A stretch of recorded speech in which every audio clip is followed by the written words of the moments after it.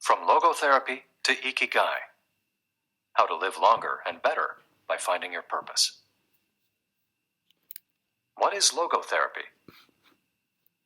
A colleague once asked Viktor Frankl to define his school of psychology in a single phrase, to which Frankl replied, "Well, in logotherapy, the patient sits up straight and has to listen to things that are, on occasion, hard to hear." The colleague had just described psychoanalysis to him in the following terms. In psychoanalysis, the patient lies down on a couch and tells you things that are, on occasion, hard to say. Frankl explains that one of the first questions he would ask his patients was, "Why do you not commit suicide?" Usually the patient found good reasons not to and was able to carry on. What then does logotherapy do? The answer is pretty clear. It helps you find reasons to live. Logotherapy pushes patients to consciously discover their life's purpose in order to confront their neuroses. Their quest to fulfill their destiny then motivates them to press forward, breaking the mental chains of the past and overcoming whatever obstacles they encounter along the way. Something to live for. A study conducted by Frankl in his Vienna clinic found that among both patients and personnel, around 80% believed that human beings needed a reason for living, and around 60% felt they had someone or something in their lives worth dying for. The search for meaning. The search for purpose became a personal, driving force that allowed Frankl to achieve his goals. The process of logotherapy can be summarized in these 5 steps. 1. A person feels empty, frustrated, or anxious. 2. The therapist shows him that what he is feeling is the desire to have a meaningful life. 3. The patient discovers his life's purpose at that particular point in time. 4. Of his own free will, the patient decides to accept or reject that destiny. 5. This newfound passion for life helps him overcome obstacles and sorrows. Frankl himself would live and die for his principles and ideals. His experiences as a prisoner at Auschwitz showed him that everything can be taken from a man but one thing, the last of the human freedoms: to choose one's attitude in any given set of circumstances, to choose one's own way. It was something he had to go through alone, without any help, and it inspired him for the rest of his life. 10 differences between psychoanalysis and logotherapy. Psychoanalysis: the patient reclines on a couch like a patient. Logotherapy: the patient sits facing the therapist, who guides him or her without passing judgment. Psychoanalysis is retrospective, it looks to the past. Logotherapy looks toward the future. Psychoanalysis is introspective, it analyzes neuroses. Logotherapy does not delve into the patient's neuroses. In psychoanalysis, the drive is toward pleasure. In logotherapy, the drive is toward purpose and meaning. Psychoanalysis centers on psychology. Logotherapy includes a spiritual dimension. Psychoanalysis works on psychogenic neuroses. Logotherapy also works on noogenic or existential neuroses. Psychoanalysis analyzes the unconscious origin of conflicts, instinctual dimension. Logotherapy deals with conflicts when and where they arise, spiritual dimension. Psychoanalysis limits itself to the patient's instincts. Logotherapy also deals with spiritual realities. Psychoanalysis is fundamentally incompatible with faith. Logotherapy is compatible with faith. Psychoanalysis seeks to reconcile conflicts and satisfy impulses and instincts. Logotherapy seeks to help the patient find meaning in his life and satisfy his moral principles. Fight for yourself. Existential frustration arises when our life is without purpose or when that purpose is skewed. In Frankl's view, however, there's no need to see this frustration as an anomaly or a symptom of neurosis. Instead, it can be a positive thing, a catalyst for change. Logotherapy does not see this frustration as mental illness, the way other forms of therapy do, but rather as spiritual anguish, a natural and beneficial phenomenon that drives those who suffer from it to seek a cure whether on their own or with the help of others, and in so doing, find greater satisfaction in life. It helps them change their own destiny. Logotherapy enters the picture if a person needs help doing this, if he needs guidance in discovering his life's purpose, and later in overcoming conflict so he can keep moving towards his objective.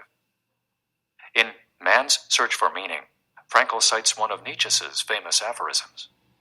He who has a why to live can bear with almost any how. Based on his own experience, Frankl believed that our health depends on that natural tension that comes from comparing what we've accomplished so far with what we'd like to achieve in the future. What we need, then, is not a peaceful existence, but a challenge we can strive to meet by applying all the skills at our disposal. Existential crisis, on the other hand, is typical of modern societies in which people do what they're told to do or what others do, rather than what they want to do. They often try to fill the gap between what is expected of them and what they want for themselves with economic power or physical pleasure, or by numbing their senses. It can even lead to suicide. Sunday neurosis, for example, is what happens when, without the obligations and commitments of the work week, the individual realizes how empty he is inside. He has to find a solution. Above all, he has to find his purpose, his reason for getting out of bed, his ikigai. I feel empty inside.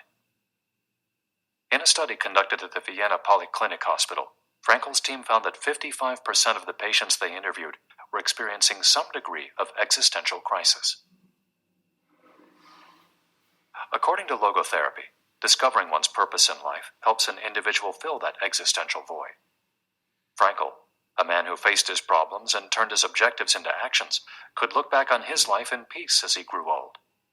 He did not have to envy those still enjoying their youth, because he had amassed a broad set of experiences that showed he had lived for something. Better living through logotherapy. A few key ideas. We don't create the meaning of our life, as Sartre claimed. We discover it. We each have a unique reason for being, which can be adjusted or transformed many times over the years. Just as worry often brings about precisely the thing that was feared, excessive attention to a desire, or hyperintention, can keep that desire from being fulfilled. Humor can help break negative cycles and reduce anxiety. We all have the capacity to do noble or terrible things. The side of the equation we end up on depends on our decisions, not on the condition in which we find ourselves. In the following case studies, we'll look at 4 cases from Frankl's own practice in order to better understand the search for meaning and purpose. Case study: Viktor Frankl. In German concentration camps, as in those that would later be built in Japan and Korea, psychiatrists confirmed that the prisoners with the greatest chance of survival were those who had things they wanted to accomplish outside the camp, those who felt a strong need to get out of there alive. This was true of Frankl, who, after being released and successfully developing the school of logotherapy, realized he had been the first patient of his own practice. Frankl had a goal to achieve, and it made him persevere. He arrived at Auschwitz carrying a manuscript that contained all the theories and research he compiled over the course of his career, ready for publication. When it was confiscated, he felt compelled to write it all over again. And that need drove him, and gave his life meaning amid the constant horror and doubt of the concentration camp. So much so that over the years, and especially when he fell ill with typhus, he would jot down fragments and key words from the lost work on any scrap of paper he found. Case study: The American Diplomat. An important North American diplomat went to Frankl to pick up where he left off with a course of treatment he had started 5 years earlier in the United States. When Frankl asked him why he had started therapy in the first place, the diplomat answered that he hated his job and his country's international policies, which he had to follow and enforce. His American psychoanalyst, whom he had been seeing for years, insisted he make peace with his father, so that his government and his job, both representations of the paternal figure, would seem less disagreeable. Frankl, however, showed him in just a few sessions that his frustration was due to the fact that he wanted to pursue a different career, and and the diplomat concluded his treatment with that idea in mind. 5 years later, the former diplomat informed Frankel that he had been working during that time in a different profession, and that he was happy. In Frankel's view, the man not only didn't need all those years of psychoanalysis, he also couldn't even really be considered a patient in need of therapy. He was simply someone in search of a new life's purpose. As soon as he found it, his life took on deeper meaning. Case study: the suicidal mother. The mother of a boy who had died at age 11 was admitted to Frankel's clinic after she tried to kill herself and her other son. It was this other son, paralyzed since birth, who kept her from carrying out her plan. He did believe his life had a purpose, and if his mother killed them both, it would keep him from achieving his goals. The woman shared her story in a group session. To help her, Frankel asked another woman to imagine a hypothetical situation in which she lay on her deathbed, old and wealthy, but childless. The woman insisted that, in that case, she would have felt her life had been a failure. When the suicidal mother was asked to perform the same exercise, imagining herself on her deathbed, she looked back and realized that she had done everything in her power for her children, for both of them. She had given her paralyzed son a good life, and he had turned into a kind, reasonably happy person. To this, she added, crying, "As for myself, I can look back peacefully on my life, for I can say my life was full of meaning, and I have tried hard to live it fully. I have done my best. I have done my best for my son. My life was no failure." In this way, by imagining herself on her deathbed and looking back, the suicidal mother found the meaning that, though she was not aware of it, her life already had. Case study: the grief-stricken doctor. An elderly doctor, unable to overcome the deep depression into which he'd fallen after the death of his wife 2 years earlier, went to Frankel for help. Instead of giving him advice or analyzing his condition, Frankel asked him what would have happened if he had been the one who died first. The doctor, horrified, answered that it would have been terrible for his poor wife, that she would have suffered tremendously. To which Frankel responded, "You see, doctor, you've spared her all that suffering, but the price you have to pay for this is to survive and mourn her." The doctor didn't say another word. He left Frankel's office in peace after taking the therapist's hand in his own. He was able to tolerate the pain in place of his beloved wife. His life had been given a purpose. Morita therapy. In the same decade that logotherapy came into being, a few years earlier in fact, Shoma Morita created his own purpose-centered therapy in Japan. It proved to be effective in the treatment of neurosis, obsessive-compulsive disorder, and post-traumatic stress. In addition to being a psychotherapist, Shoma Morita was a Zen Buddhist, and his therapy left a lasting spiritual mark on Japan. Many Western forms of therapy focus on controlling or modifying the patient's emotions. In the West, we tend to believe that what we think influences how we feel, which in turn influences how we act. In contrast, Morita therapy focuses on teaching patients to accept their emotions without trying to control them, since their feelings will change as a result of their actions. In addition to accepting the patient's emotions, Morita therapy seeks to create new emotions on the basis of actions. According to Morita, these emotions are learned through experience and repetition. Morita therapy is not meant to eliminate symptoms. Instead, it teaches us to accept our desires, anxieties, fears, and worries, and let them go.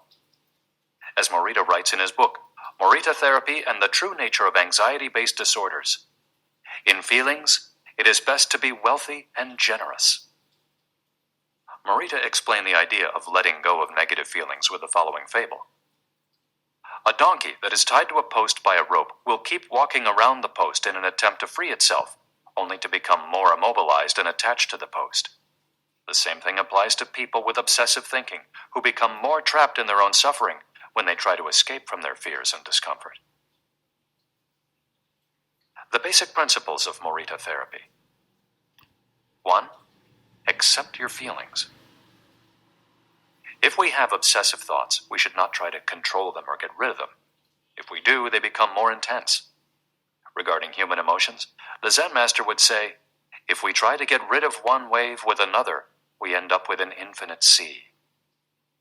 We don't create our feelings. They simply come to us, and we have to accept them. The trick is welcoming them. Morita likened emotions to the weather. We can't predict or control them. We can only observe them. To this point, he often quoted the Vietnamese monk Thich Nhat Hanh, who would say, "Hello, solitude. How are you today? Come, sit with me, and I will care for you." 2. Do what you should be doing. We shouldn't focus on eliminating symptoms, because recovery will come on its own. We should focus instead on the present moment, and if we're suffering, on accepting that suffering. Above all, we should avoid intellectualizing the situation. The therapist's mission is to develop the patient's character so he or she can face any situation, and character is grounded in the things we do. Morita therapy does not offer its patients explanations, but rather allows them to learn from their actions and activities. It doesn't tell you how to meditate or how to keep a diary the way Western therapies do. It's up to the patient to make discoveries through experience. 3. Discover your life's purpose. We can't control our emotions, but we can take charge of our actions every day.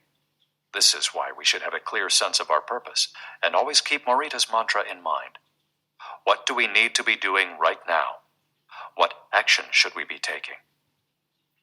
The key to achieving this is having dared to look inside yourself to find your ikigai. The 4 phases of Morita therapy. Morita's original treatment, which lasts 15 to 21 days, consists of the following stages. 1. Isolation and rest, 5 to 7 days. During the first week of treatment, the patient rests in a room without any external stimuli. No television, books, family, friends, or speaking. All the patient has is his thoughts. He lies down for most of the day and is visited regularly by the therapist, who tries to avoid interacting with him as much as possible. The therapist simply advises the patient to continue observing the rise and fall of his emotions as he lies there. When the patient gets bored and wants to start doing things again, he's ready to move on to the next stage of therapy. 2. Light occupational therapy, 5 to 7 days. In this stage, the patient performs repetitive tasks in silence. One of these is keeping a diary about his thoughts and feelings. The patient goes outside after a week of being shut in, takes walks in nature, and does breathing exercises. He also starts doing simple activities such as gardening, drawing, or painting. During this stage, the patient is still not allowed to talk to anyone except the therapist. 3. Occupational therapy, 5 to 7 days. In this stage, the patient performs tasks that require physical movement. Dr. Morita liked to take his patients to the mountains to chop wood. In addition to physical tasks, the patient is also immersed in other activities such as writing, painting, or making ceramics. The patient can speak with others at this stage, but only about the tasks at hand. 4. The return to social life and the real world. The patient leaves the hospital and is reintroduced to social life, but maintains the practices of meditation and occupational therapy developed during treatment. The idea is to re-enter society as a new person, with a sense of purpose, and without being controlled by social or emotional pressures. Nikon meditation. Morita was a great Zen master of Nikon introspective meditation. Much of his therapy draws on his knowledge and mastery of this school, which centers on 3 questions the individual must ask him or herself. 1. What have I received from person X? 2. What have I given to person X? 3. What problems have I caused person X? Through these reflections, we stop identifying others as the cause of our problems and deepen our own sense of responsibility. As Morita said, if you are angry and want to fight, think about it for 3 days before coming to blows. After 3 days, the intense desire to fight will pass on its own. And now, ikigai. Logotherapy and morita therapy are both grounded in a personal, unique experience that you can access without therapists or spiritual retreats. The mission of finding your ikigai, your existential fuel. Once you find it, it's only a matter of having the courage and making the effort to stay on the right path. In the following chapters, we'll take a look at the basic tools you'll need to get moving along that path.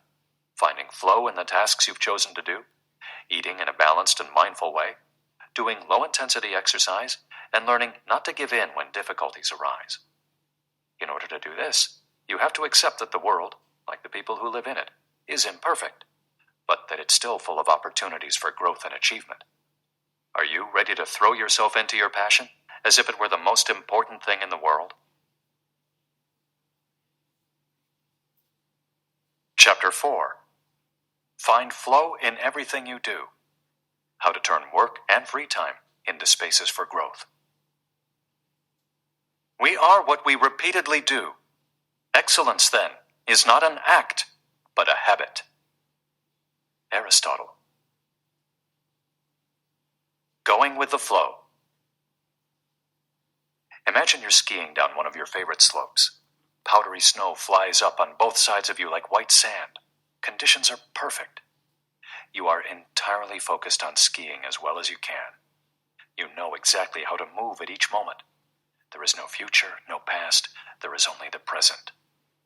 You feel the snow, your skis, your body, and your consciousness united as a single entity. You are completely immersed in the experience, not thinking about or distracted by anything else.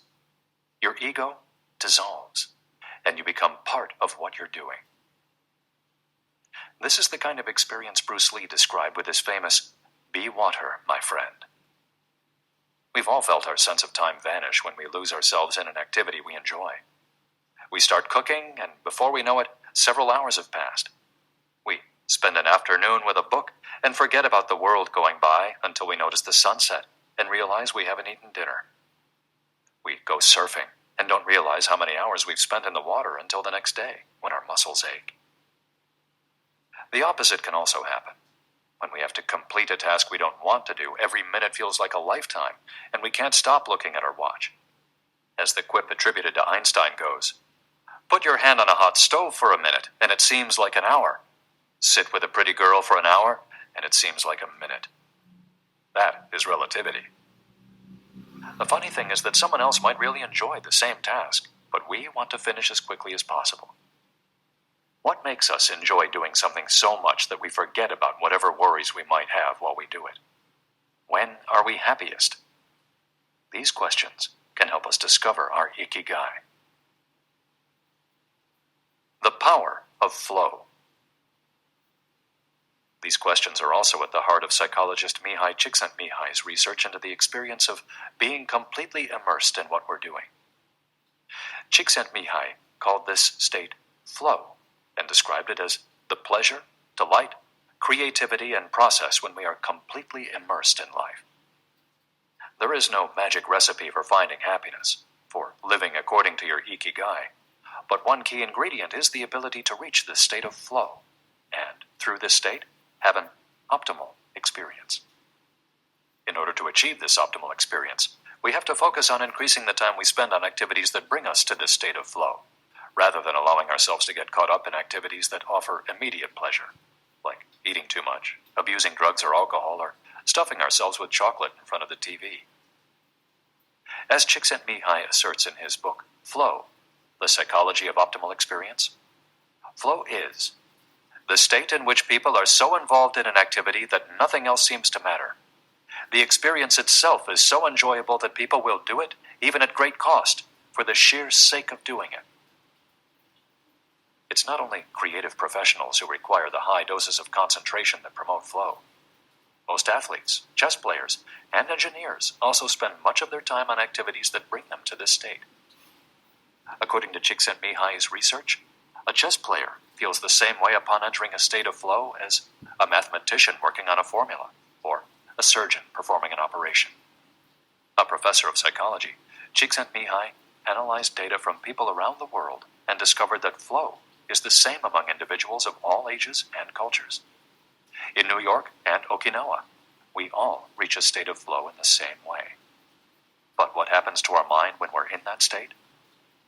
When we flow, we're focused on a concrete task without any distractions. Our mind is in order. The opposite occurs when we try to do something while our mind is on other things. The 7 conditions for achieving flow. According to researcher Owen Schaffer of DePaul University, the requirements for achieving flow are 1. Knowing what to do. 2. Knowing how to do it. 3. Knowing how well you're doing. 4. Knowing where to go, where navigation is involved. 5. Perceiving significant challenges. 6. Perceiving significant skills. 7. Being free from distractions. If you often find yourself losing focus while working on something you consider important, there are several strategies you can employ to increase your chances of achieving flow. Strategy number 1. Choose a difficult task, but not too difficult. Schaffer's model encourages us to take on tasks that we have a chance of completing, but that are slightly outside our comfort zone. Every task, sport, or job has a set of rules, and we need a set of skills to follow them. If the rules for completing a task or achieving a purpose are too basic relative to our skill set, we'll likely get bored. Activities that are too easy lead to apathy. If, on the other hand, we assign ourselves to a task that is too difficult, we won't have the skills to complete it, and will almost certainly give up and feel frustrated to boot. The ideal is to find a middle path, something aligned with our abilities, but just a bit of a stretch, so we experience it as a challenge. That's what Ernest Hemingway meant when he said, "Sometimes I write better than I can." We want to see challenges through to the end because we enjoy the feeling of pushing ourselves. Bertrand Russell expressed a similar idea when he said, "To be able to concentrate for a considerable amount of time is essential to difficult achievement." If you're a graphic designer, learn a new software program for your next project. If you're a programmer, use a new programming language. If you're a dancer, try to incorporate into your next routine a movement that has seemed impossible for years. Add a little something extra, something that takes you out of your comfort zone. Even doing something as simple as reading means following certain rules, having certain abilities and knowledge. If we set out to read a book on quantum mechanics for specialists in physics without being specialists in physics ourselves, we'll probably give up after a few minutes. On the other end of the spectrum, if we already know everything a book has to tell us, we'll get bored right away. However, if the book is appropriate to our knowledge and abilities and builds on what we already know, we'll immerse ourselves in our reading, and time will flow. This pleasure and satisfaction are evidence that we are in tune with our ikigai. In summary, easy tasks lead to boredom, challenging tasks lead to flow, tasks beyond our abilities lead to anxiety. Strategy 2. Have a clear, concrete objective. Video games, played in moderation, board games, and sports are great ways to achieve flow because the objective tends to be very clear. Beat your rival or your own record while following a set of explicitly defined rules. Unfortunately, the objective isn't quite as clear in most situations. According to a study by Boston Consulting Group, when asked about their bosses, the number one complaint of employees at multinational corporations is that they don't communicate the team's mission clearly, and that as a result, the employees don't know what their objectives are.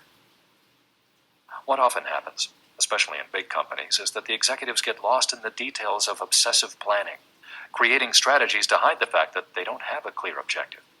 It's like heading out to sea with a map, but no destination. It's much more important to have a compass pointing to a concrete objective than to have a map. Joy Ito, director of the MIT Media Lab, encourages us to use the principle of compass over maps as a tool to navigate our world of uncertainty. In the book Whiplash, How to Survive Our Faster Future, he and Jeff Howe write, "In an increasingly unpredictable world moving ever more quickly, a detailed map may lead you deep into the woods at an unnecessarily high cost. A good compass, though, will always take you where you need to go. It doesn't mean that you should start your journey without any idea where you're going. What it does mean is understanding that while the path to your goal may not be straight, you'll finish faster and more efficiently than you would have if you had trudged along a pre-planned route. In business, the creative professions, and education alike, it's important to reflect on what we hope to achieve before starting to work, study, or make something. We should ask ourselves questions such as, what is my objective for today's session in the studio? How many words am I going to write today for the article coming out next month? What is my team's mission? How fast will I set the metronome tomorrow in order to play that sonata at an allegro tempo by the end of the week? Having a clear objective is important in achieving flow, but we also have to know how to leave it behind when we get down to business. Once the journey has begun, we should keep this objective in mind without obsessing over it. When Olympic athletes compete for a gold medal, they can't stop to think how pretty the medal is. They have to be present in the moment. They have to flow. If they lose focus for a second, thinking how proud they'll be to show the medal to their parents, they'll almost certainly commit an error at a critical moment and will not win the competition. One common example of this is writer's block. Imagine that a writer has to finish a novel in 3 months. The objective is clear. The problem is that the writer can't stop obsessing over it. Every day she wakes up thinking, I have to write that novel. And every day she sets about reading the newspaper and cleaning the house. Every evening she feels frustrated and promises she'll get to work the next day. Days, weeks, and months pass, and the writer still hasn't gotten anything down on the page, when all it would have taken was to sit down and get that first word out, then the second, to flow with the project, expressing her ikigai. As soon as you take these first small steps, your anxiety will disappear and you'll achieve a pleasant flow in the activity you're doing. Getting back to Albert Einstein, a happy man is too satisfied with the present to dwell on the future. To summarize, a vague objective leads to confusion, time and energy wasted on meaningless tasks, and mental block. A clearly defined objective and a focus on process leads to flow. And obsessive desire to achieve a goal while ignoring process leads to a fixation on the objective rather than on getting down to business, and mental block. Strategy 3. Concentrate on a single task. This is perhaps one of the greatest obstacles we face today, with so much technology and so many distractions. We're listening to a video on YouTube while writing an email when suddenly a chat prompt pops up and we answer it. Then our smartphone vibrates in our pocket. Just as soon as we respond to that message, we're back at our computer logging onto Facebook. Pretty soon, 30 minutes have passed, and we've forgotten what the email we were writing was supposed to be about. This also happens sometimes when we put on a movie with dinner and don't realize how delicious the salmon was until we're taking the last bite. We often think that combining tasks will save us time, but scientific evidence shows that it has the opposite effect. Even those who claim to be good at multitasking are not very productive. In fact, they are some of the least productive people. Our brains can take in millions of bits of information, but we can only actually process a few dozen per second. When we say we're multitasking, what we're really doing is switching back and forth between tasks very quickly. Unfortunately, we're not computers adept at parallel processing. We end up spending all our energy alternating between tasks instead of focusing on doing one of them well. Concentrating on one thing at a time may be the single most important factor in achieving flow. According to Csikszentmihalyi, in order to focus on a task, we need 1. To be in a distraction-free environment, and 2. To have control over what we're doing at every moment. Technology is great if we're in control of it. It's not so great if it takes control of us. For example, if you have to write a research paper, you might sit down at your computer and use Google to look up the information you need. However, if you're not very disciplined, you might end up surfing the web instead of writing that paper. In that case, Google and the internet will have taken over, pulling you out of your state of flow. It has been scientifically shown that if we continually ask our brains to switch back and forth between tasks, we waste time, make more mistakes, and remember less of what we've done. Several studies conducted at Stanford University by Clifford Ivar Nass describe our generation as suffering from an epidemic of multitasking. One such study analyzed the behavior of hundreds of students dividing them into groups based on the number of things they tended to do at once. The students who were the most addicted to multitasking typically alternated among more than 4 tasks. For example, taking notes while reading a textbook, listening to a podcast, answering messages on their smartphone, and sometimes checking their Twitter timeline. Each group of students was shown a screen with several red and several blue arrows. The objective of the exercise was to count the red arrows. At first, all the students answered correctly right away, without much trouble. As the number of blue arrows increased, the number of red arrows stayed the same, only their position changed, however. The students accustomed to multitasking had serious trouble counting the red arrows in the time allotted, or as quickly as the students who did not habitually multitask, for one very simple reason. They got distracted by the blue arrows. Their brains were trained to pay attention to every stimulus, regardless of its importance, while the brains of other students were trained to focus on a single task, in this case, counting the red arrows and ignoring the blue ones. Other studies indicate that working on several things at once lowers our productivity by at least 60% and our IQ by more than 10 points. One study funded by the Swedish Council for Working Life and Social Research found that a sample group of more than 4,000 young adults between the ages of 20 and 24 who were addicted to their smartphones got less sleep, felt less connected to their community at school, and were more likely to show signs of depression. In summary, concentrating on a single task makes achieving flow more likely, increases productivity, increases our power of retention, makes us less likely to make mistakes, helps us feel calm and in control of the task at hand, causes us to become more considerate as we pay full attention to those around us, and increases creativity. Multitasking makes achieving flow impossible, decreases productivity by 60%, though it doesn't seem to, makes it harder to remember things, makes us more likely to make mistakes, makes us feel stressed by the sensation that we're losing control, that our tasks are controlling us, causes us to hurt those around us through our addiction to stimuli, always checking our phones, always on social media, and reduces creativity. What can we do to avoid falling victim to this flow-impeding epidemic? How can we train our brains to focus on a single task? Here are a few ideas for creating a space and time free of distractions to increase our chances of reaching a state of flow, and thereby getting in touch with our ikigai. Don't look at any kind of screen for the first hour you're awake, and the last hour before you go to sleep. Turn off your phone before you achieve flow. There is nothing more important than the task you've chosen to do during this time. If this seems too extreme, enable the Do Not Disturb function, so only the people closest to you contact you in case of emergency. Designate one day of the week, perhaps a Saturday or Sunday, a day of technical fasting, making exceptions for e-readers without Wi-Fi or MP3 players. Go to a cafe that doesn't have Wi-Fi. Read and respond to email only once or twice per day. Define those times clearly and stick to them. Try the Pomodoro technique. Get yourself a kitchen timer. Some are made to look like a pomodoro or a tomato, and commit to working on a single task as long as it's running. The Pomodoro technique recommends 25 minutes of work and 5 minutes of rest for each cycle. But you can also do 50 minutes of work and 10 minutes of rest. Find the pace that's best for you.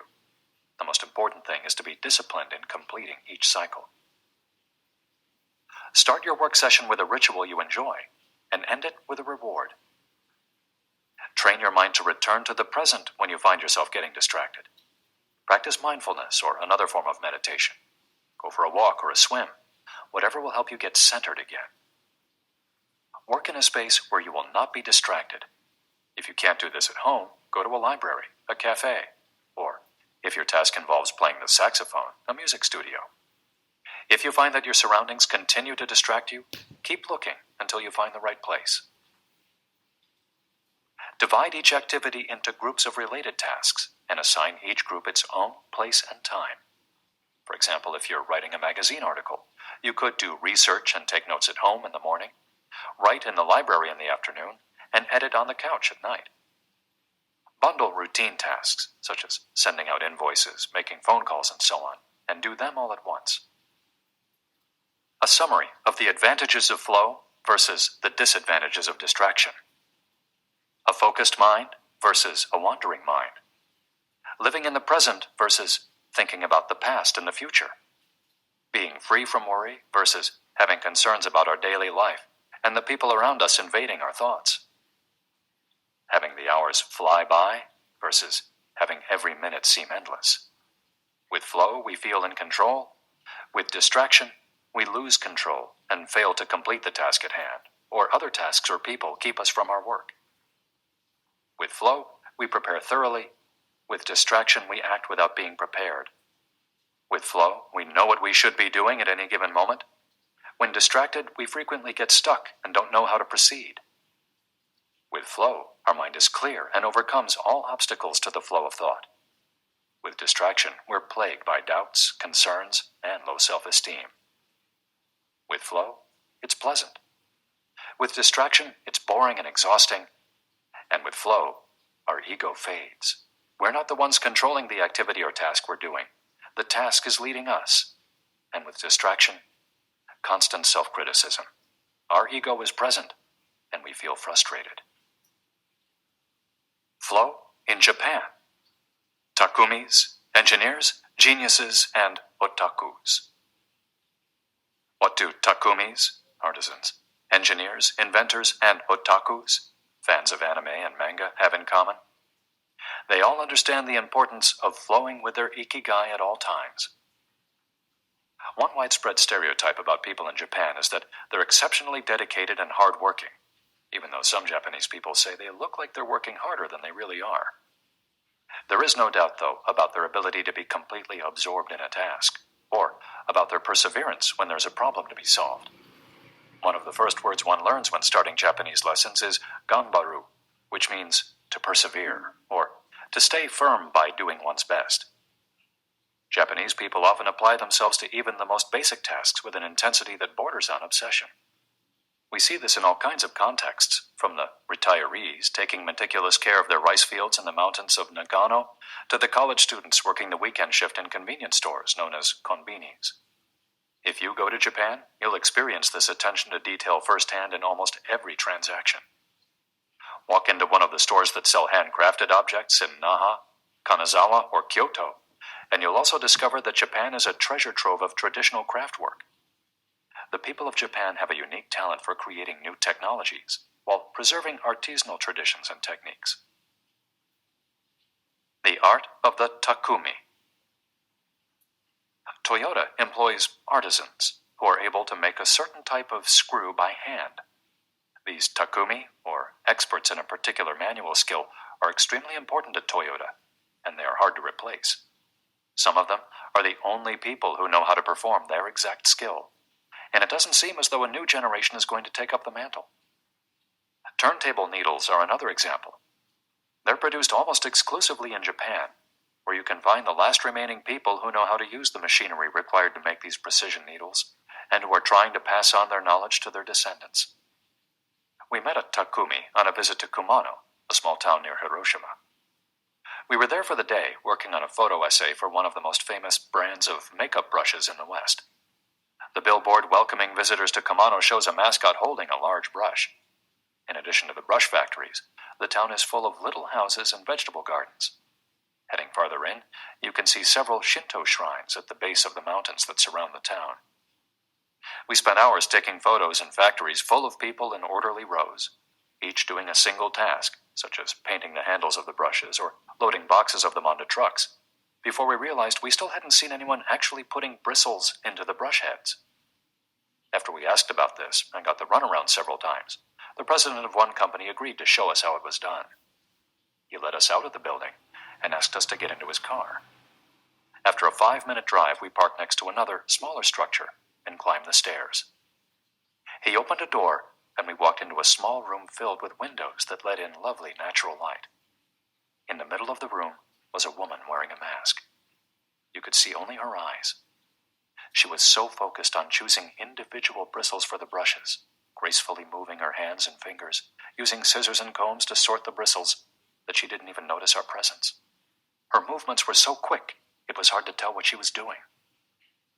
The president of the company interrupted her to let her know that we'd be taking photos as she worked.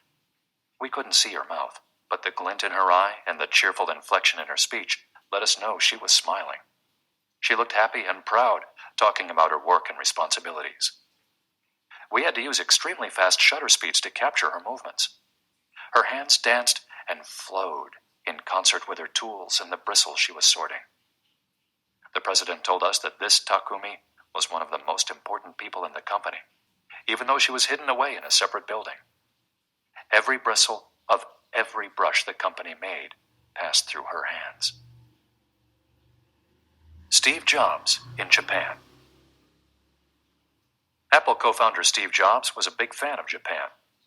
Not only did he visit the Sony factories in the 1980s and adopt many of their methods when he founded Apple, he was also captivated by the simplicity and quality of Japanese porcelain in Kyoto. It was not, however, an artisan from Kyoto who won Steve Jobs' devotion, but rather a Takumi from Toyama named Yokio Shakunaga, who used a technique called Echu Setoyaki, known by only a few. On a visit to Kyoto, Jobs heard of an exhibition of Shakunaga's work. He immediately understood that there was something special about Shakunaga's porcelain. As a matter of fact, he bought several cups, vases, and plates, and went back to the show 3 times that week. Jobs returned to Kyoto several times over the course of his life in search of inspiration, and ended up meeting Shakunaga in person. It is said that Jobs had many questions for him, almost all of them about the fabrication process and the type of porcelain he used. Shakunaga explained that he used white porcelain he extracted himself from mountains in the Toyama prefecture, making him the only artist of his ilk familiar with the fabrication process of porcelain objects from their origins in the mountains to their final form, an authentic Takumi. Jobs was so impressed that he considered going to Toyama to see the mountain where Shakunaga got his porcelain, but thought better of it when he heard that it was more than 4 hours by train from Kyoto. In an interview after Jobs' death, Shakunaga said he was very proud that his work had been appreciated by the man who created the iPhone. He added that Jobs' last purchase from him had been a set of 12 teacups. Jobs had asked for something special, a new style. To satisfy this request, Shakunaga made 150 teacups in the process of testing out new ideas. Of these, he chose the 12 best and sent them to the Jobs family. Ever since his first trip to Japan, Jobs was fascinated and inspired by the country's artisans, engineers, especially at Sony, philosophy, especially Zen, and cuisine, especially sushi. Sophisticated simplicity. What do Japanese artisans, engineers, Zen philosophy, and cuisine have in common? Simplicity and attention to detail. It is not a lazy simplicity, but a sophisticated one that searches out new frontiers, always taking the object, the body and mind, or the cuisine to the next level, according to one's ikigai. As Csikszentmihalyi would say, the key is always having a meaningful challenge to overcome in order to maintain flow. The documentary Jiro Dreams of Sushi gives us another example of a Takumi, this time in the kitchen. Its protagonist has been making sushi every day for more than 80 years and owns a small sushi restaurant near the Ginza subway station in Tokyo. He and his son go every day to the famous Tsukiji fish market and choose the best fish to bring back to the restaurant. In the documentary, we see one of Jiro's apprentices learning to make tamago, a thin, slightly sweet omelet. No matter how hard he tries, he can't get Jiro's approval. He keeps practicing for years until he finally does. Why does the apprentice refuse to give up? Doesn't he get bored cooking eggs every day? No, because making sushi is his ikigai too. Both Jiro and his son are culinary artists.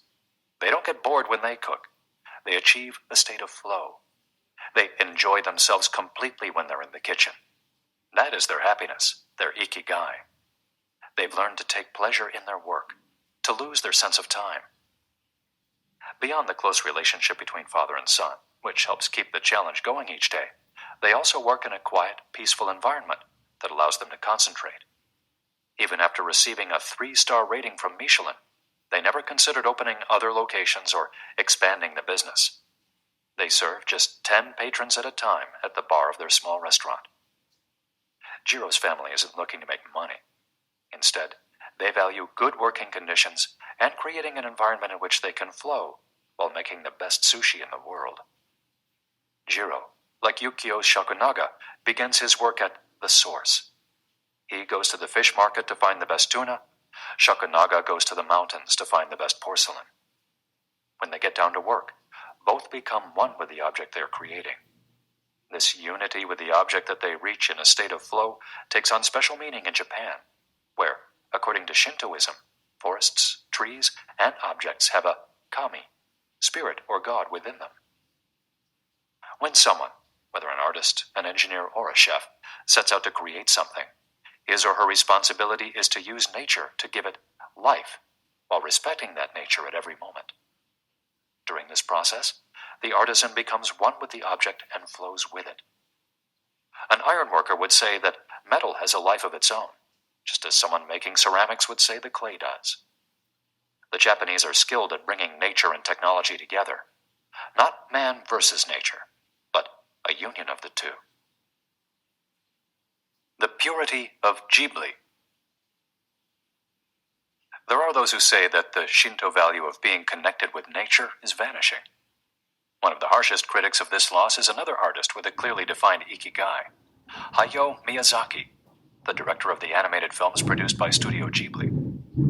In nearly all his films, we see humans, technology, fantasy, and nature in a state of conflict, and in the end, coming together. One of the most poignant metaphors in his film, Spirited Away, is an obese spirit covered in trash that represents pollution of the rivers. In Miyazaki's films, forests have personalities, trees have feelings, and robots befriend birds. Considered a national treasure by the Japanese government, Miyazaki is an artist capable of becoming completely absorbed in his art. He uses a cell phone from the late 1990s, and he makes his entire team draw by hand. He directs his films by rendering on paper even the tiniest detail, achieving flow by drawing, not by using a computer. Thanks to this obsession on the director's part, Studio Ghibli is one of the only studios in the world where almost the entire production process is carried out using traditional techniques. Those who have visited Studio Ghibli know that it's fairly typical on a given Sunday to see a solitary individual tucked away in a corner, hard at work. A man in simple clothes who will greet them with an "Ohayo," hello, without looking up. Miyazaki is so passionate about his work that he spends many Sundays in the studio, enjoying the state of flow, putting his ikigai above all else. Visitors know that under no circumstances is one to bother Miyazaki, who is known for his quick temper, especially if he is interrupted while drawing. In 2013, Miyazaki announced he was going to retire. To commemorate his retirement, the television station NHK made a documentary showing him in his last days at work. He is drawing in nearly every scene of the film. In one scene, several of his colleagues are seen coming out of a meeting, and there he is, drawing in a corner, paying no attention to them. In another scene, he is shown walking to work on December 30th, the national holiday in Japan, and opening the doors of Studio Ghibli so he can spend the day there, drawing alone. Miyazaki can't stop drawing. The day after his retirement, instead of going on vacation or staying at home, he went to Studio Ghibli and sat down to draw. His colleagues put on their best poker faces, not knowing what to say. 1 year later, he announced he wouldn't make any more feature films, but that he would keep on drawing until the day he died. Can someone really retire if he's passionate about what he does? The recluses. It is not only the Japanese who have this capacity. There are artists and scientists all over the world with strong, clear ikigais. They do what they love until their dying day. The last thing Einstein wrote before closing his eyes forever was a formula that attempted to unite all the forces of the universe in a single theory. When he died, he was still doing what he loved. If he hadn't been a physicist, he said, he would have been happy as a musician. When he wasn't focused on physics or mathematics, he enjoyed playing the violin. Reaching a state of flow while working on his formulas or playing music, his two ikigais, brought him endless pleasure. Many such artists might seem misanthropic or reclusive, but what they are really doing is protecting the time that brings them happiness, sometimes at the expense of other aspects of their lives. They are outliers who apply the principles of flow to their lives to an extreme. Another example of this kind of artist is the novelist Haruki Murakami. He sees only a close circle of friends and appears in public in Japan only once every few years. Artists know how important it is to protect their space, control their environment, and be free from distractions if they want to flow with their ikigai. Microflow. Enjoying mundane tasks. But what happens when we have to, say, do the laundry, mow the lawn, or attend to paperwork? Is there a way to make these mundane tasks enjoyable? Near the Shinjuku subway station, in one of the neural centers of Tokyo, there is a supermarket that still employs elevator operators. The elevators are fairly standard and could easily be operated by the customers, but the store prefers to provide the service of someone holding the door open for you, pushing the button for your floor, and bowing as you exit. If you ask around, you'll learn that there is one elevator operator who has been doing the same job since 2004. She is always smiling and enthusiastic about her work. How is she able to enjoy such a job? Doesn't she get bored doing something so repetitive? On closer inspection, it becomes clear that the elevator operator is not just pushing buttons, but is instead performing a whole sequence of movements. She begins by greeting the customers with a song-like salutation, followed by a bow and a welcoming wave of the hand. Then, she presses the elevator button with a graceful movement, as though she is a geisha offering a client a cup of tea. Csikszentmihalyi calls this microflow. We've all been bored in a class or at a conference and started doodling to keep ourselves entertained, or whistled while painting a wall. If we're not truly being challenged, we get bored and add a layer of complexity to amuse ourselves. Our ability to turn routine tasks into moments of microflow, into something we enjoy, is key to our being happy, since we all have to do such tasks. Even Bill Gates washes the dishes every night. He says he enjoys it, that it helps him relax and clear his mind, and that he tries to do it a little better each day, following an established order or set of rules he's made for himself. Plates first, forks second, and so on. It's one of his daily moments of microflow. Richard Feynman, one of the most important physicists of all time, also took pleasure in routine tasks. W. Daniel Hillis, one of the founders of the supercomputer manufacturer Thinking Machines, hired Feynman to work on the development of a computer that could handle parallel processing when he was already world famous. He says Feynman showed up on his first day of work and said, "Okay, boss, what's my assignment?" They didn't have anything prepared, so they asked him to work on a certain mathematical problem.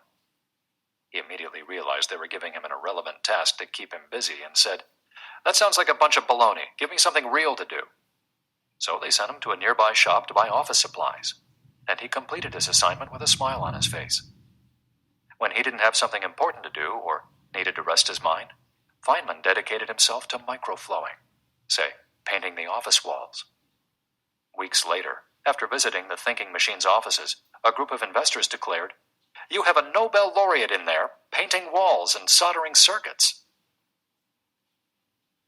Instant vacations. Getting there through meditation. Training the mind can get us to a place of flow more quickly. Meditation is one way to exercise our mental muscles. There are many types of meditation, but they all have the same objective: calming the mind, observing our thoughts and emotions, and centering our focus on a single object. The basic practice involves sitting with a straight back and focusing on your breath. Anyone can do it, and you feel a difference after just one session. By fixing your attention on the air moving in and out of your nose, you can slow the torrent of thoughts and clear your mental horizons. The Archer's Secret. The winner of the 1988 Olympic gold medal for archery was a 17-year-old woman from South Korea. When asked how she prepared, she replied that the most important part of her training was meditating for 2 hours each day. If we want to get better at reaching a state of flow, meditation is an excellent antidote to our smartphones and their notifications constantly clamoring for our attention. One of the most common mistakes among people starting to meditate is worrying about doing it right, achieving absolute mental silence or reaching nirvana. The most important thing is to focus on the journey. Since the mind is a constant swirl of thoughts, ideas, and emotions, slowing down the centrifuge, even for just a few seconds, can help us feel more rested and leave us with a sense of clarity. In fact, one of the things we learn in the practice of meditation is not to worry about anything that flits across our mental screen. The idea of killing our boss might flash into our mind, but we simply label it as a thought and let it pass like a cloud, without judging or rejecting it. It's only a thought, one of the 60,000 we have every day, according to some experts. Meditation generates alpha and theta brainwaves. For those experienced in meditation, these waves appear right away, while it might take half an hour for a beginner to experience them. These relaxing brainwaves are the ones that are activated right before we fall asleep, as we lie in the sun or right after taking a hot bath. We all carry a spa with us everywhere we go. It's just a matter of knowing how to get in, something anyone can do with a bit of practice. Humans as ritualistic beings. Life is inherently ritualistic. We could argue that humans naturally follow rituals that keep us busy. In some modern cultures, we've been forced out of our ritualistic lives to pursue goal after goal in order to be seen as successful. But throughout history, humans have always been busy. We were hunting, cooking, farming, exploring, and raising families. Activities that were structured as rituals to keep us busy throughout our days. But in an unusual way, rituals still permeate daily life and business practices in modern Japan. The main religions in Japan, Confucianism, Buddhism, and Shintoism, are all ones in which the rituals are more important than absolute rules. When doing business in Japan, process, manners, and how you work on something is more important than the final results. Whether this is good or bad for the economy is beyond the scope of this audiobook. What is indisputable, though, is that finding flow in a ritualistic workplace is much easier than in one in which we are continually stressed out trying to achieve unclear goals set by our bosses. Rituals give us clear rules and objectives, which help us enter a state of flow. When we have only a big goal in front of us, we might feel lost or overwhelmed by it. Rituals help us by giving us the process, the sub-steps on the path to achieving a goal. When confronted with a big goal, try to break it down into parts, and then attack each part one by one. Focus on enjoying your daily rituals, using them as tools to enter a state of flow. Don't worry about the outcome. It will come naturally. Happiness is in the doing, not in the result. As a rule of thumb, remind yourself, rituals over goals. The happiest people are not the ones who achieve the most. They're the ones who spend more time than others in a state of flow. Using flow to find your ikigai. After hearing this chapter, you should have a better idea of which activities in your life make you enter flow. Write all of them on a piece of paper. Then, ask yourself 3 questions. What do the activities that drive you to flow have in common? Why do these activities drive you to flow? For example, are all the activities you most like doing ones that you practice alone or with other people? Do you flow more when doing things that require you to move your body, or just to think? In the answers to these questions, you might find the underlying ikigai that drives your life. If you don't, then keep searching by going deeper into what you like by spending more of your time in the activities that make you flow. Also, try new things that are not on the list of what makes you flow, but that are similar and that you're curious about. For example, if photography is something that drives you into flow, you could also try painting. You might even like it more. Or if you love snowboarding and have never tried surfing, flow is mysterious. It's like a muscle. The more you train it, the more you will flow, and the closer you'll be to your ikigai.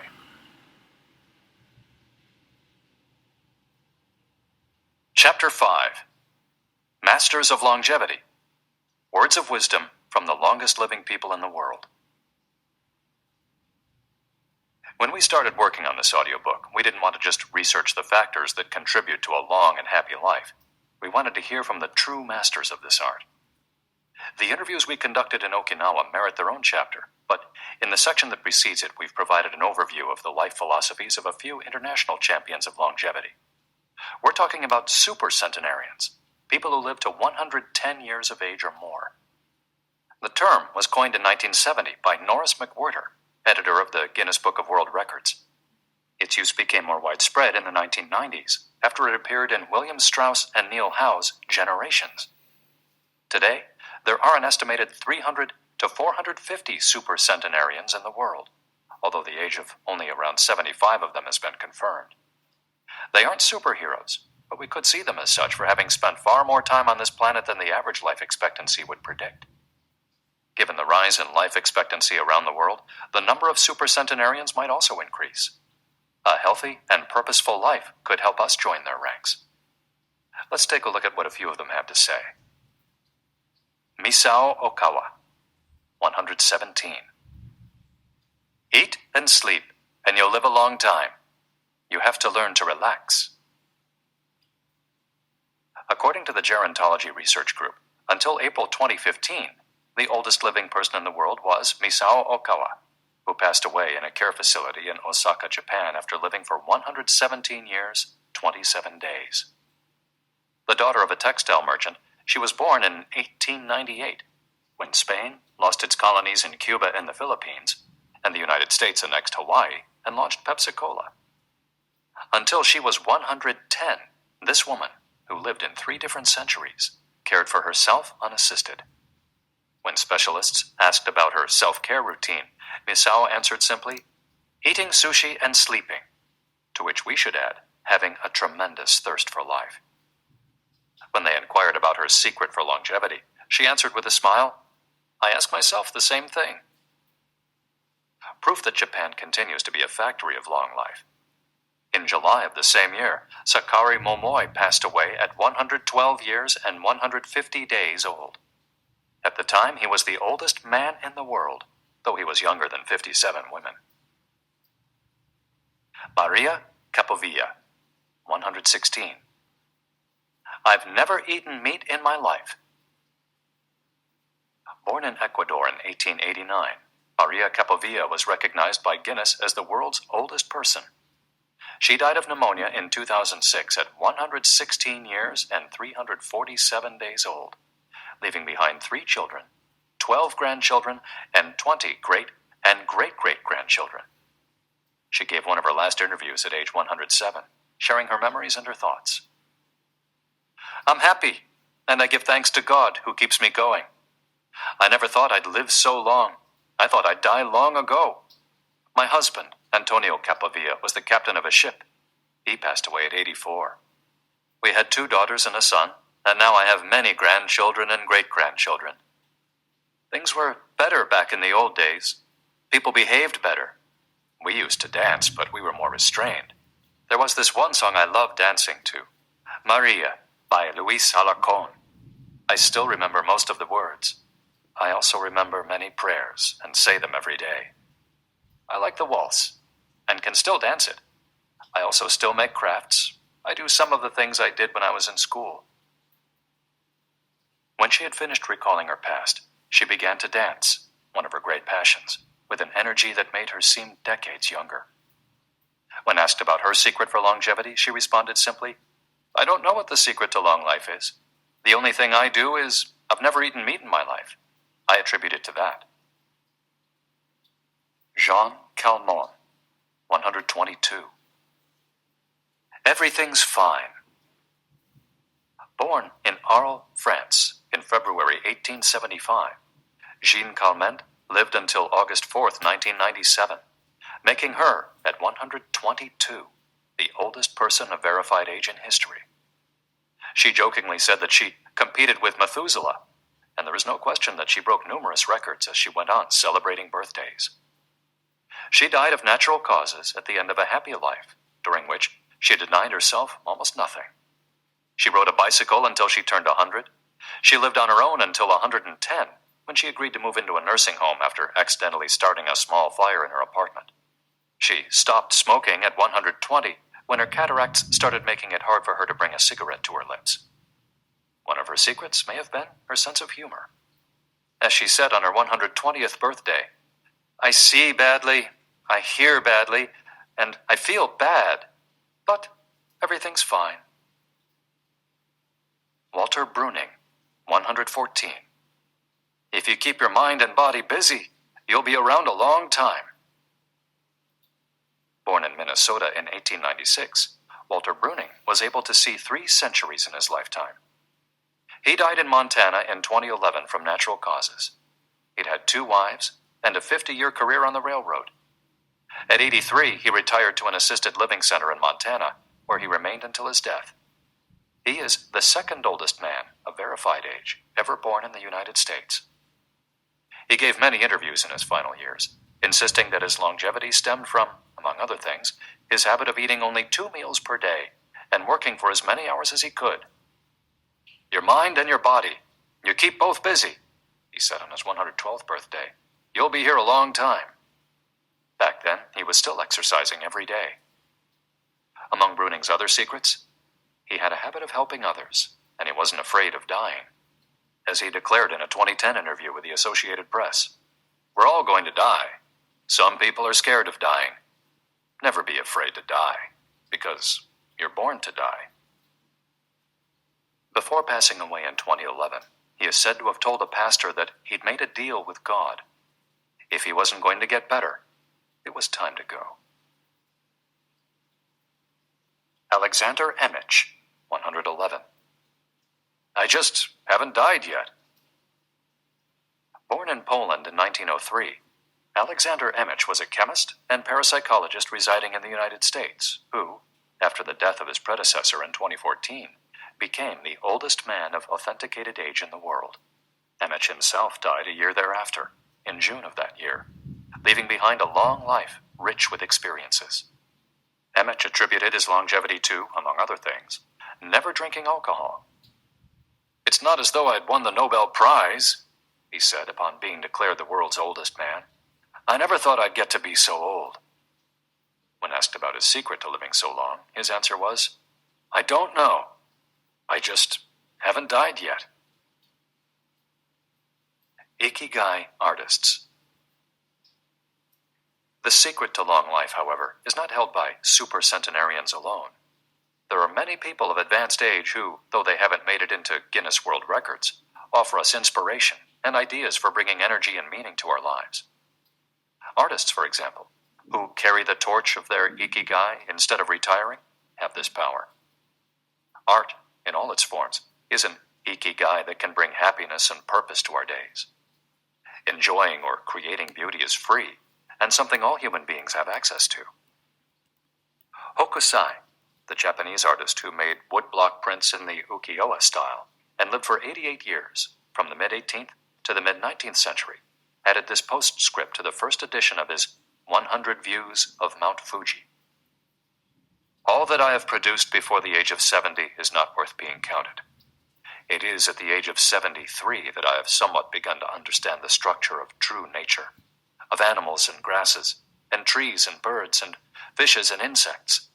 Consequently, at 80 years of age, I shall have made still more progress.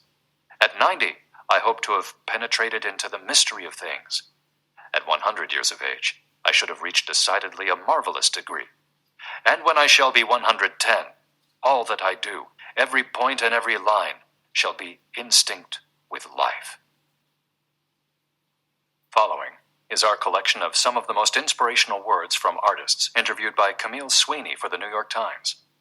Of those still living, none have retired, and all still enjoy their passion, which they plan to pursue until their final breath, demonstrating that when you have a clear purpose, no one can stop you. The actor Christopher Plummer, still working at 86, reveals a dark desire shared by many who love the profession. "We want to drop dead on stage. That would be a nice, theatrical way to go." Osamu Tezuka, the father of modern Japanese manga, shared this feeling. Before he died in 1989, his last words as he drew one final cartoon were, "Please, just let me work." The 86-year-old filmmaker Frederick Wiseman declared on a stroll through Paris that he likes to work, which is why he does it with such intensity. "Everybody complains about their aches and pains and all that, but my friends are either dead or are still working," he said. Carmen Herrera, a painter who just entered her 100th year, sold her first canvas at 89. Today, her work is in the permanent collections of the Tate Modern and the Museum of Modern Art. When asked how she viewed her future, she responded, I am always waiting to finish the next thing. Absurd, I know. I go day by day. Never stop learning. You may grow old and trembling in your anatomies. You may lie awake at night listening to the disorder of your veins. You may miss your only love. You may see the world about you devastated by evil lunatics, or know your honor trampled in the sewers of baser minds. There is only one thing for it then: to learn. Learn why the world wags and what wags it. That is the only thing which the mind can never exhaust, never alienate, never be tortured by, never fear or distrust, and never dream of regretting. T.H. White, the once and future king. For his part, naturalist and author Edward O. Wilson asserted, I feel I have enough experience to join those who are addressing big questions. About 10 years ago, when I began reading and thinking more broadly about the questions of what are we, where did we come from, and where are we going, I was astonished at how little this was being done. Ellsworth Kelly, an artist who passed away in 2015 at the age of 92, assured us that the idea that we lose our faculties with age is, in part, a myth, because instead we develop a greater clarity and capacity for observation. It's one thing about getting older. You see more. Every day, I'm continuing to see new things. That's why there are new paintings. At age 86, the architect Frank Gehry reminds us that some buildings can take 7 years, from the time you're hired until you're finished, a fact that favors a patient attitude with regard to the passage of time. The man responsible for the Guggenheim Museum Bilbao, however, knows how to live in the here and now. You stay in your time. You don't go backward.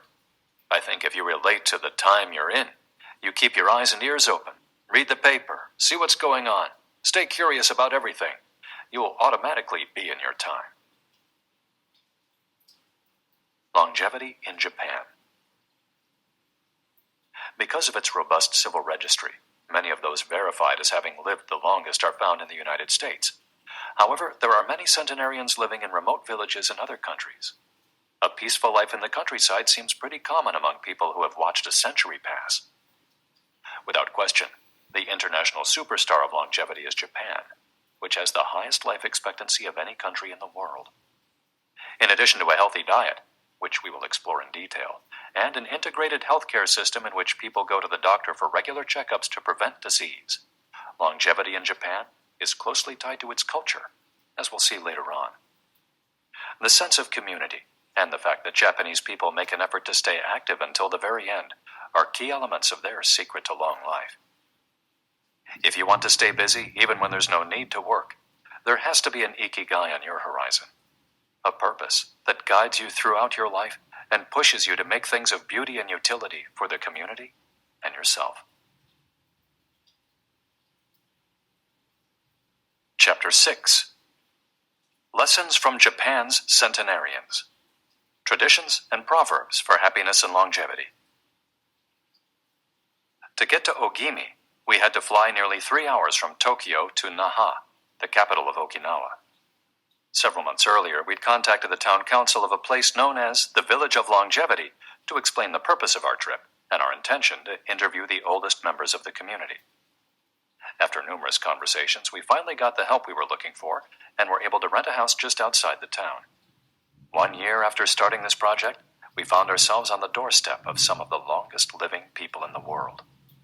We realized right away that time seems to have stopped there, as though the entire town were living in an endless here and now. Arriving in Ogimi. After 2 hours on the road from Naha, we're finally able to stop worrying about the traffic. To our left are the sea and an empty stretch of beach. To our right, the mountainous jungle of Okinawa's Yanbaru forests. Once Route 58 passes Nago, where Orion beer, the pride of Okinawa, is made, it skirts the coast until it reaches Ogimi. Every now and then, a few little houses and stores crop up in the narrow stretch of land between the road and the base of the mountain. We pass small clusters of houses scattered here and there as we enter the municipality of Ogimi, but the town doesn't really seem to have a center. Our GPS finally guides us to our destination, the Center for the Support and Promotion of Well-Being, housed in an unattractive cinder block building right off the highway. We go in through the back door, where a man named Taira is waiting for us. Beside him is a petite, cheerful woman who introduces herself as Yuki. Two other women immediately get up from desks and show us to a conference room. They serve us each a cup of green tea and a few shikuwasa, a small citrus fruit that packs a big nutritional punch, as we'll see later on.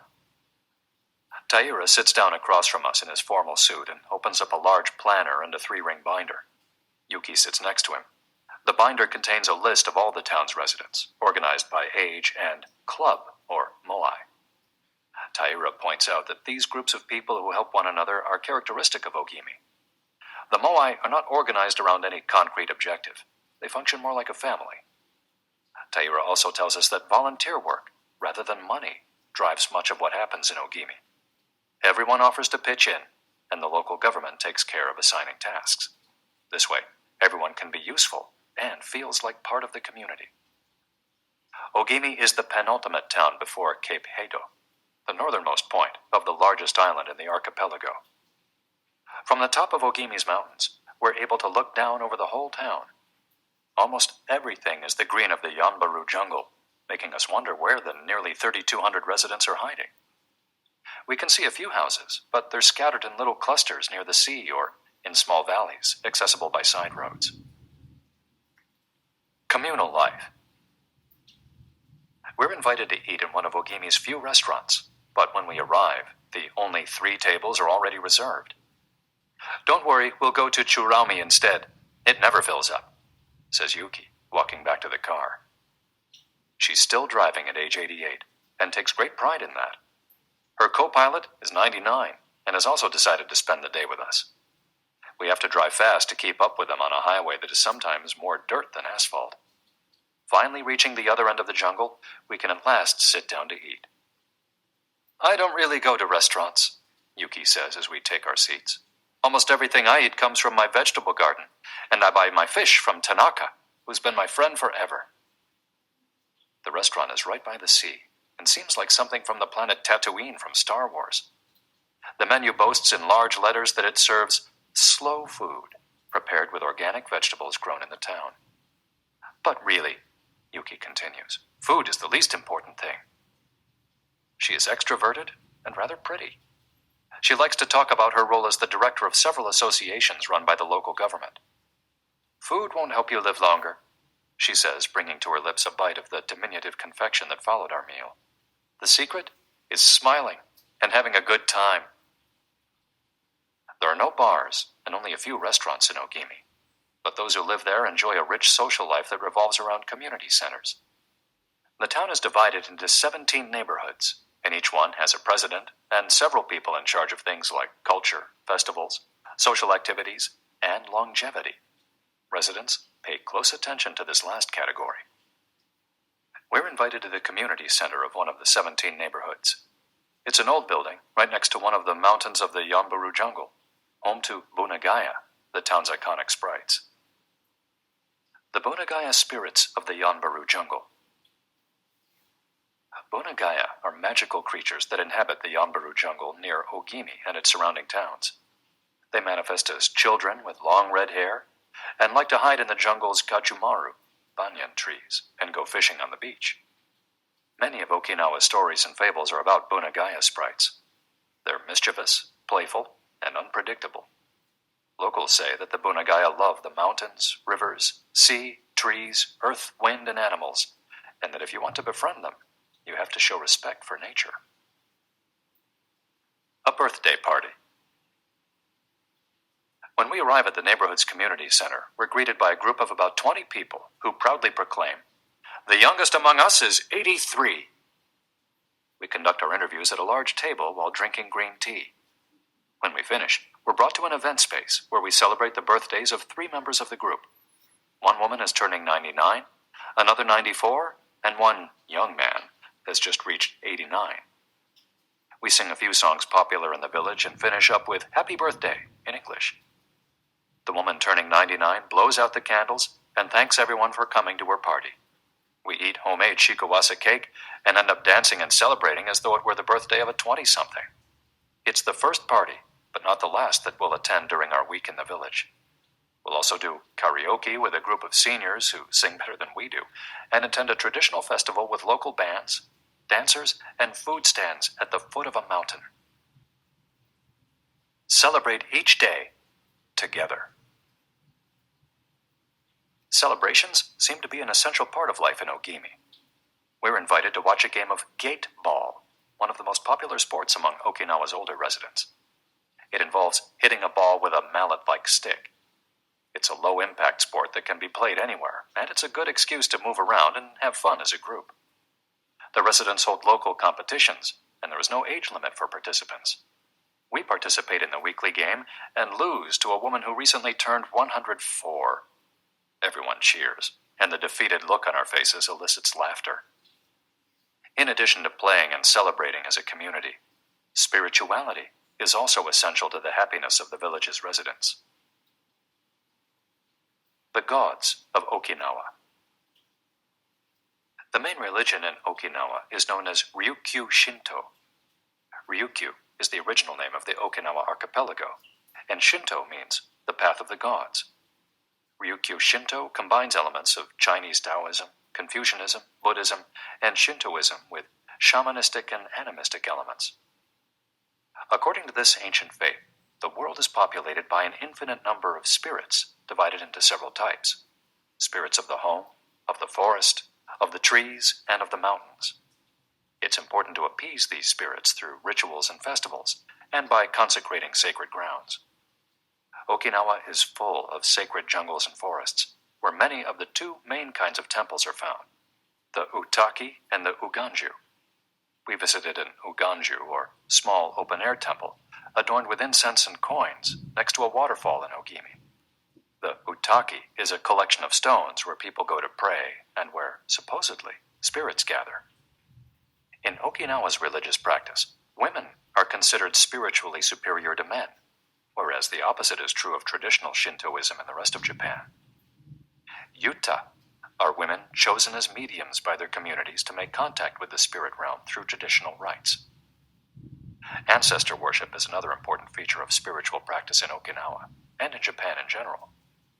The home of each generation's firstborn usually contains a butsudan, or small altar, used to pray for and make offerings to the family's ancestors. Mabui. Every person has an essence, or mabui. This mabui is our spirit and the source of our life force. It is immortal and makes us who we are. Sometimes the mabui of someone who has died is trapped in the body of a living person. This situation requires a separation ritual to free the mabui of the deceased.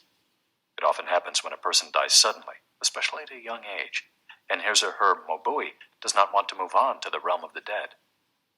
A mabui can also be passed from person to person by physical contact. A grandmother who leaves her granddaughter a ring transfers a part of her mabui to her. Photographs can also be a medium for passing mabui among people. The older, the stronger. Looking back, our days in Ogimi were intense but relaxed, sort of like the lifestyle of the locals, who always seemed to be busy with important tasks, but who, upon closer inspection, did everything with a sense of calm. They were always pursuing their ikigai, but they were never in a rush. Not only did they seem to be happily busy, but we also noticed that they followed the other principles for happiness that Washington Burnap stated 200 years ago. The grand essentials to happiness in this life are something to do, something to love, and something to hope for. On our last day, we went to buy gifts at a small market at the edge of town. The only things sold there are local vegetables, green tea, and shikawase juice, along with bottles of water from a spring hidden in the Yanburu forests, bearing labels that read, longevity water. We bought ourselves some of this longevity water and drank it in the parking lot, looking out over the sea and hoping that the little bottles that promised a magic elixir would bring us health and long life, and would help us find our own ikigai. Then we took a photo with a statue of Abunagaya and walked up to it one last time to read the inscription. A declaration from the town where people live longest. At 80, I am still a child. When I come to see you at 90, send me away to wait until I am 100. The older, the stronger. Let us not depend too much on our children as we age. If you seek long life and health, you are welcome in our village, where you will be blessed by nature, and together we will discover the secret to longevity. April 23, 1993, Ogimi Federation of Senior Citizens Clubs. The interviews. Over the course of a week, we conducted a total of 100 interviews, asking the eldest members of the community about their life philosophy, their ikigai, and the secrets to longevity. We filmed these conversations with 2 cameras for use in a little documentary, and chose a few especially meaningful and inspiring statements to include in this section of the audiobook. 1. Don't worry. The secret to a long life is not to worry, and to keep your heart young. Don't let it grow old. Open your heart to people with a nice smile on your face. If you smile and open your heart, your grandchildren and everyone else will want to see you. The best way to avoid anxiety is to go out in the street and say hello to people. I do it every day. I go out there and say hello and see you later. Then I go home and care for my vegetable garden. In the afternoon, I spend time with friends. Here, everyone gets along. We try not to cause problems. Spending time together and having fun is the only thing that matters. 2. Cultivate good habits. I feel joy every morning waking up at 6 and opening the curtains to look out at my garden, where I grow my own vegetables. I go right outside to check on my tomatoes, my mandarin oranges. I love the sight of them. It relaxes me. After an hour in the garden, I go back inside and make breakfast. I plant my own vegetables and cook them myself. That's my ikigai. The key to staying sharp in old age is in your fingers. From your fingers to your brain and back again. If you keep your fingers busy, you'll live to see 100. I get up at 4 every day. I set my alarm for that time, have a cup of coffee, and do a little exercise, lifting my arms. That gives me energy for the rest of the day. I eat a bit of everything. I think that's the secret. I like variety in what I eat. I think it tastes better. Working. If you don't work, your body breaks down. When I wake up, I go to the Butsudan and light incense. You have to keep your ancestors in mind. It's the first thing I do every morning. I wake up every day at the same time, early, and spend the morning in my vegetable garden. I go dancing with my friends once a week. I do exercise every day, and every morning I go for a little walk. I never forget to do my Taiso exercises when I get up. Eating vegetables, it helps you live longer. To live a long time, you need to do 3 things. Exercise to stay healthy, eat well, and spend time with people. 3. Nurture your friendships every day. Getting together with my friends is my most important ikigai. We all get together here and talk. It's very important.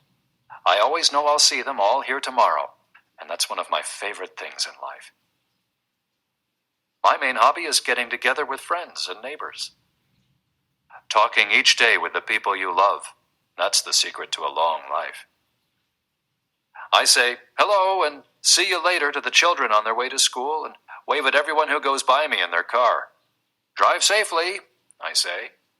Between 7:20 a.m. and 8:15 a.m., I'm outside on my feet the whole time, saying hello to people. Once everyone's gone, I go back inside. Chatting and drinking tea with my neighbors, that's the best thing in life. And singing together. I wake up at 5 every morning, leave the house, and walk to the sea.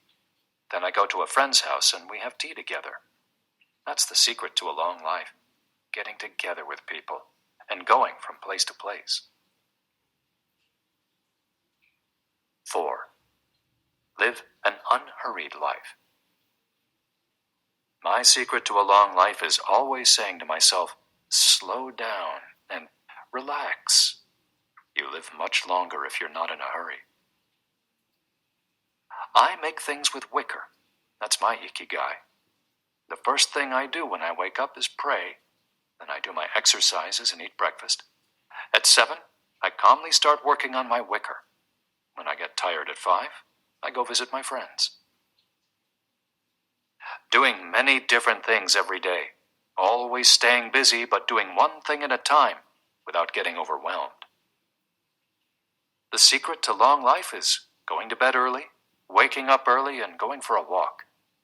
Living peacefully and enjoying the little things. Getting along with your friends. Spring, summer, fall, winter. Enjoying each season happily. 5. Be optimistic. Every day I say to myself, today will be full of health and energy. Live it to the fullest. I'm 98, but consider myself young. I still have so much to do. Laugh. Laughter is the most important thing. I laugh wherever I go. I'm going to live to be 100. Of course I am. It's a huge motivation for me. Dancing and singing with your grandchildren is the best thing in life. I feel very fortunate to have been born here. I give thanks for it every day. The most important thing in Ogimi, in life, is to keep smiling. I do volunteer work to give back to the village a bit of what it has given to me. For example, I use my car to help friends get to the hospital. There's no secret to it. The trick is just to live. Keys to the Ogimi lifestyle. 100% of the people we interviewed keep a vegetable garden, and most of them also have fields of tea, mangoes, shikawasa, and so on. All belong to some form of neighborhood association where they feel cared for as though by family. They celebrate all the time, even little things. Music, song, and dance are essential parts of daily life. They have an important purpose in life, or several. They have an ikigai, but they don't take it too seriously. They're relaxed and enjoy all that they do. They are very proud of their traditions and local culture. They are passionate about everything they do, however insignificant it might seem. Locals have a strong sense of yui ma'aru, recognizing the connection between people. They help each other with everything from work in the fields, harvesting sugarcane or planting rice, to building houses and municipal projects. Our friend Miyagi, who ate dinner with us on our last night in town, told us that he was building a new home with the help of all his friends, and that we could stay there the next time we were in Ogimi. They are always busy, but they occupy themselves with tasks that allow them to relax. We didn't see a single old grandpa sitting on a bench doing nothing. They're always coming and going to sing karaoke, visit with neighbors, or play a game of 8-ball.